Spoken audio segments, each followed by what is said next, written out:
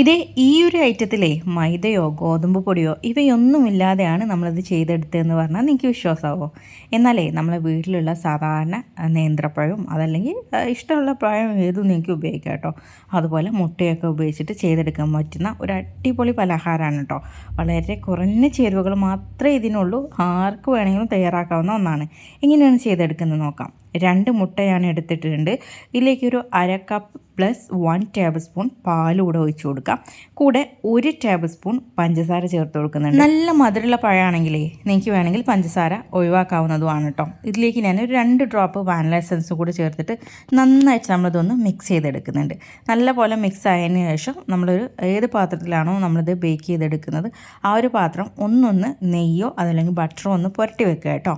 ഇനി നമുക്ക് ഇതിലേക്ക് പഴമാണ് ചേർത്ത് കൊടുക്കാനുള്ളത്. എൻ്റെ കയ്യിൽ റോബസ്റ്റ പഴമാണ് ഉണ്ടായിരുന്നത്. റോബസ്റ്റ പഴം ആകുമ്പോൾ എനിക്കറിയാമല്ലോ അധികം മധുരം ഉണ്ടാവില്ല. അതുകൊണ്ടാണ് ഞാൻ 1 ടേബിൾ സ്പൂൺ പഞ്ചസാര ചേർത്ത് കൊടുത്ത്.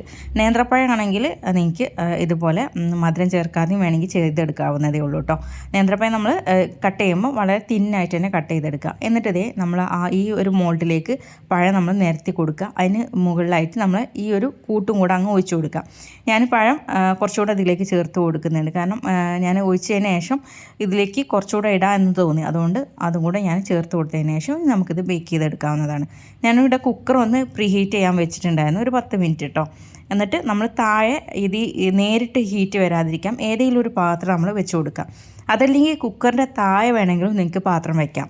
നമ്മൾ കുക്കറിൻ്റെ അകത്ത് ഇങ്ങനെ പാത്രം വയ്ക്കുമ്പോൾ സംഭവിക്കുന്നത് എന്താ വെച്ചാൽ ബേക്കിങ്ങിന് കുറച്ച് ടൈം എടുക്കും കേട്ടോ. കാരണം ഇത് ഇങ്ങനെ കംപ്ലീറ്റ് അടഞ്ഞുകൊണ്ടുള്ളൊരു പാത്രമായിരുന്നു. അതല്ലെങ്കിൽ സൈഡിൽ കൂടെ കുറച്ചുകൂടെ ഒന്ന് ഫ്രീ ആയിട്ട് നിൽക്കുന്ന ടൈപ്പ് പാത്രമാണെങ്കിൽ കുറച്ചുകൂടെ ഈസി ആയിട്ട് നമുക്കിത് ബേക്ക് ചെയ്തെടുക്കാൻ പറ്റും. അപ്പോൾ നമ്മൾ വെക്കുന്ന പാത്രത്തിനനുസരിച്ചാണ് ഇതിൻ്റെ ബേക്കിംഗ് ടൈം വരുന്നത്. അപ്പോൾ താഴെ നിങ്ങൾ കുക്കറിൻ്റെ താഴെ പാത്രം വെച്ചിട്ട് വെക്കുകയാണെങ്കിൽ നിങ്ങൾക്കൊരു 30-35 മിനിറ്റ് കൊണ്ട് തന്നെ ഇത് റെഡിയായി കിട്ടും. ഇതുപോലെയാണ് വെക്കുന്നതെങ്കിൽ ചിലപ്പോൾ 40-45 മിനിറ്റോളം നമുക്കിത് ബേക്ക് ചെയ്തെടുക്കേണ്ടി വരും കേട്ടോ. അപ്പോൾ ഞാനൊരു 45 മിനിറ്റ് കഴിഞ്ഞതിന് ശേഷം ജസ്റ്റ് ഒന്ന് തുറന്ന് നോക്കി ഇതുപോലൊരു ഈർക്കിൽ വെച്ചിട്ടൊന്ന് കുത്തി നോക്കിയിട്ടുണ്ടായിരുന്നു കേട്ടോ. ആ സമയത്ത് അതിൽ പറ്റി പിടിച്ചിട്ടില്ല. അത് നമ്മൾ ചെക്ക് ചെയ്യുമ്പോൾ അങ്ങനെ നോക്കിയാൽ മതി. ജസ്റ്റ് അതിൽ കുത്തി നോക്കുന്ന സമയത്ത് പറ്റി പിടിച്ചിട്ടില്ലെങ്കിൽ അത് വന്നിട്ടുണ്ടാവും. അതല്ലെങ്കിൽ കുറച്ചും കൂടെ ടൈം നിങ്ങൾ കൊടുത്താൽ മതി. നമ്മളിത് ബേക്ക് ചെയ്ത് തുറക്കുന്ന സമയത്ത് നല്ല പോലെ പൊങ്ങിയിട്ടായിരിക്കും ഉണ്ടാവുക. പിന്നെ ഇതൊന്ന് തണുത്ത് വരുന്ന സമയത്ത് ഒന്നത് താന്ന് വരും കേട്ടോ. കാരണം നമ്മളിതിൽ മൈദയോ അതുപോലെ ഗോതമ്പ് പൊടിയോ അങ്ങനെ ഒരു പൊടികളും ചേർക്കാതെയാണ് ഇത് ചെയ്തെടുക്കുന്നത്. അതുകൊണ്ടാണ് അത് അങ്ങനെ വരുന്നത് കേട്ടോ. അപ്പോൾ ഇത് മുട്ടയും പഴമൊക്കെ വെച്ചിട്ട് ചെയ്തെടുക്കാൻ പറ്റിയൊരു അടിപൊളി ഈവനിങ് സ്നാക്കാണ് കേട്ടോ. കുട്ടികൾക്കൊക്കെ വളരെ ഇഷ്ടപ്പെടുന്ന ഒരു ഐറ്റം തന്നെയാണ്. അപ്പോൾ എല്ലാവർക്കും പെട്ടെന്ന് ചെയ്തെടുക്കാൻ പറ്റിയൊരു ഐറ്റം കൂടെയാണ്. കാരണം ഇതിൽ അധികം പണികളൊന്നുമില്ല. ജസ്റ്റ് ഒന്ന് മിക്സ് ചെയ്യുക, ഒന്ന് ബേക്ക് ചെയ്തെടുക്കുക, അത്രയല്ലേ ഉള്ളൂ. അപ്പോൾ എല്ലാവരും ഒന്ന് ചെയ്ത് നോക്കാം.